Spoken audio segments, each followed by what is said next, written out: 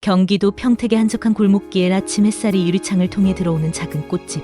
할인플라워에서 박할인 할머니는 오늘도 분주한 하루를 시작했다. 올해 65인 할인 할머니는 남편을 먼저 보내고 혼자 이 꽃집을 10년째 운영하고 있었다. 어머니, 오늘도 일찍 나오셨네요. 문을 열고 들어서는 정유민 기자를 보며 할인 할머니는 환한 미소를 지었다.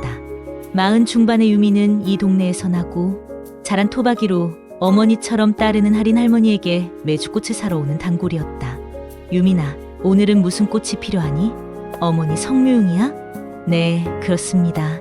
항상 어머니가 좋아하셨던 국화로 부탁드려요. 할인 할머니는 정성스럽게 하얀 국화와 노란 국화를 골라 꽃다발을 만들기 시작했다.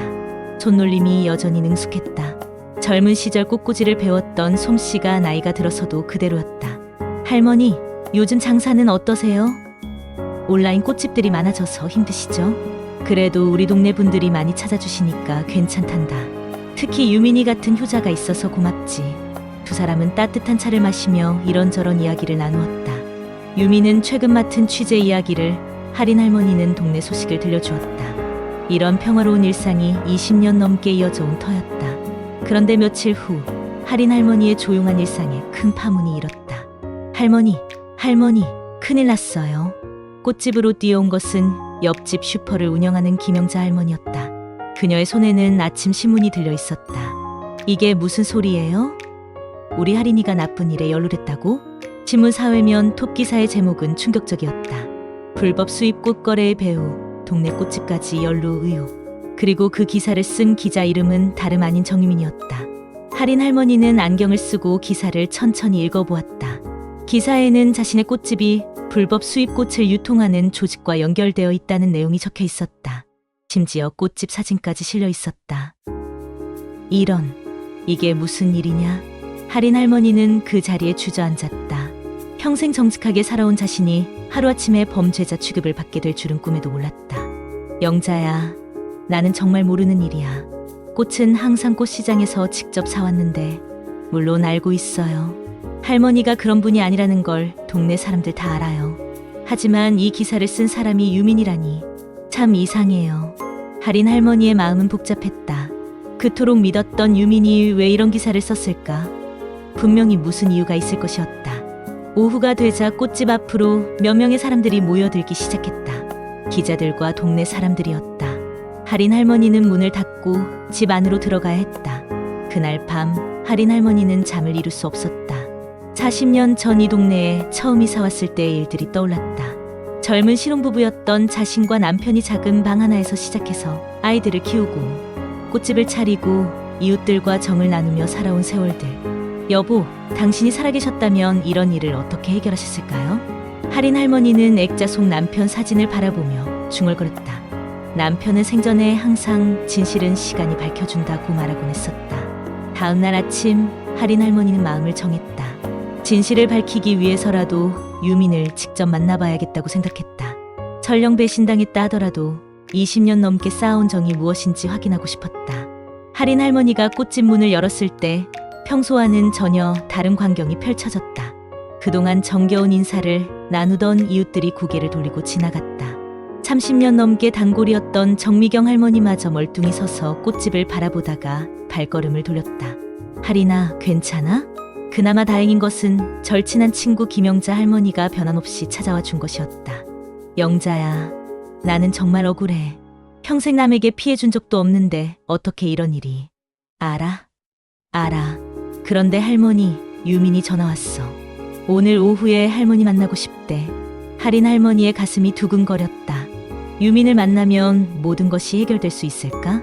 오후 3시 약속 장소인 동네 커피숍에서 할인 할머니는 유민을 기다렸다.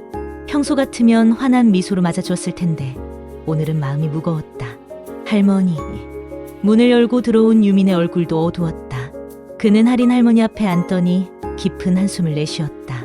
유민아, 왜 그런 기사를 썼니? 할머니가 뭘 잘못했다고. 할머니, 정말 죄송합니다. 유민은 고개를 들지 못했다.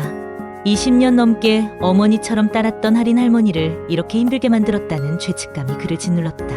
하지만 할머니, 이 기사는 제가 쓰고 싶어서 쓴 게 아니에요. 회사에서 압력을 받았어요. 압력? 무슨 압력? 유미는 주변을 둘러보더니 목소리를 낮췄다.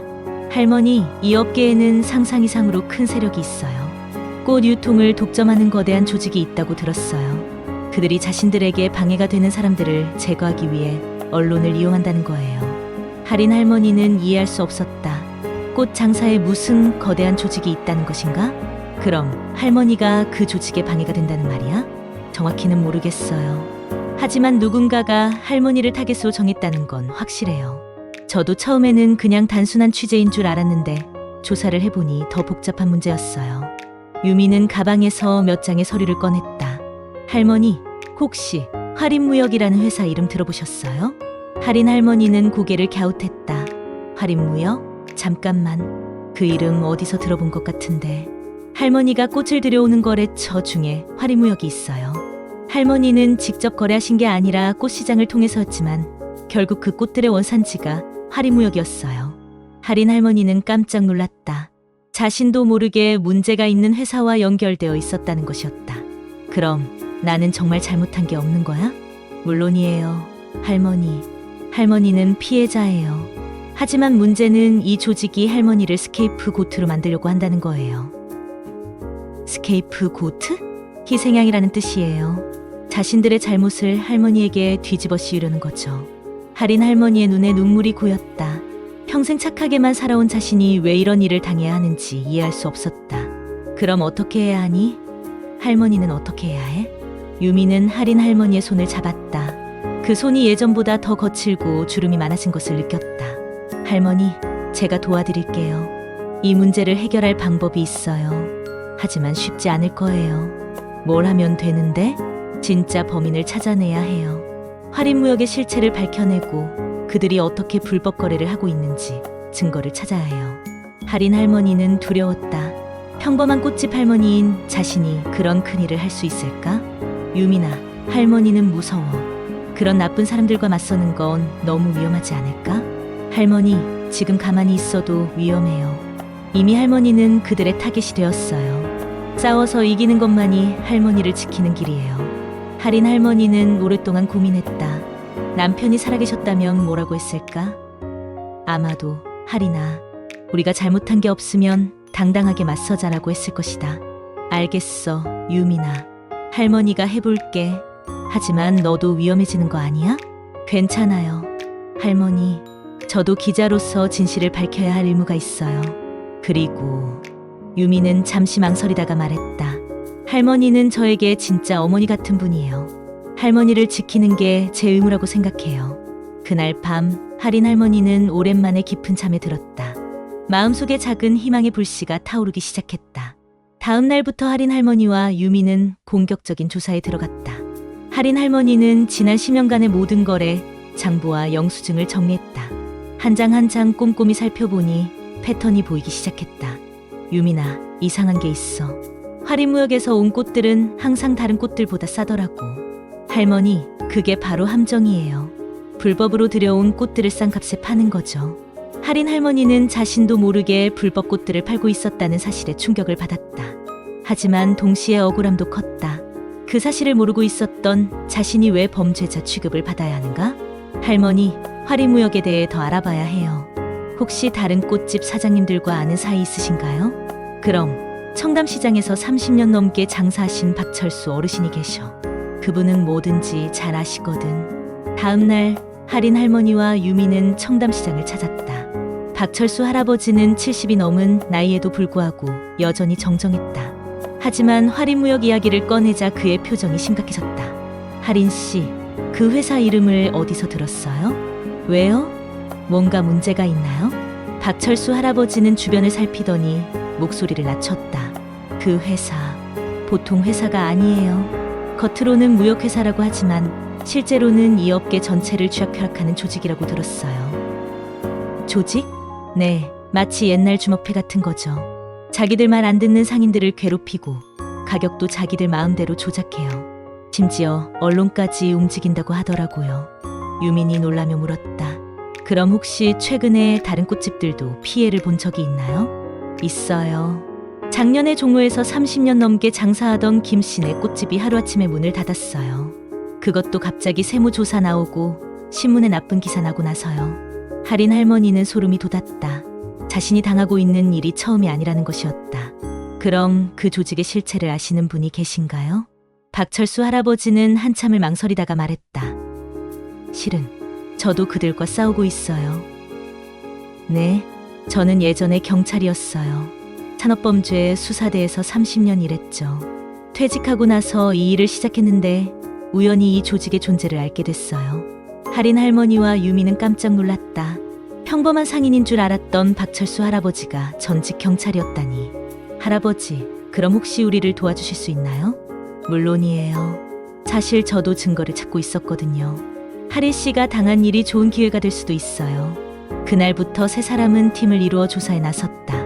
박철수 할아버지는 경찰 시절의 인맥을 동원해 허리무역의 뒷조사를, 유미는 기자, 네트워크를 통해 관련 정보를, 할인 할머니는 다른 꽃집 사장들과의 연락을 담당했다. 일주일 후 놀라운 사실들이 밝혀지기 시작했다. 할머니, 대박이에요. 할인무역이 지난 5년간 세금을 한 푼도 안 냈어요. 뿐만 아니라 대표자 이름도 가짜예요. 실존하지 않는 사람이에요. 그리고 가장 충격적인 건 이들이 중국에서 불법으로 들여온 꽃을 국산으로 둔갑시켜서 팔고 있다는 거예요. 할인 할머니는 분노했다.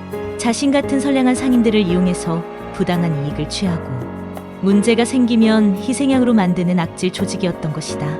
이제 어떻게 해야 할까요? 박철수 할아버지가 말했다. 결정적인 증거가 필요해요. 그들의 불법 거래의 현장을 잡든지 아니면 장부나 계약서 같은 물증을 찾아야 해요. 그런데 그게 가능할까요? 위험하지 않을까요? 위험하긴 해요. 하지만 다른 방법이 없어요. 법적으로 싸우려면 확실한 증거가 있어야 해요. 할인 할머니는 결심했다. 더 이상 당하고만 있을 수는 없었다. 자신뿐만 아니라 다른 선량한 상인들을 위해서라도 이 악질 조직을 무너뜨려야 했다. 좋아요. 해봅시다. 할머니도 늙었지만 아직 기운은 있어요. 그렇게 세 사람의 본격적인 작전이 시작됐다.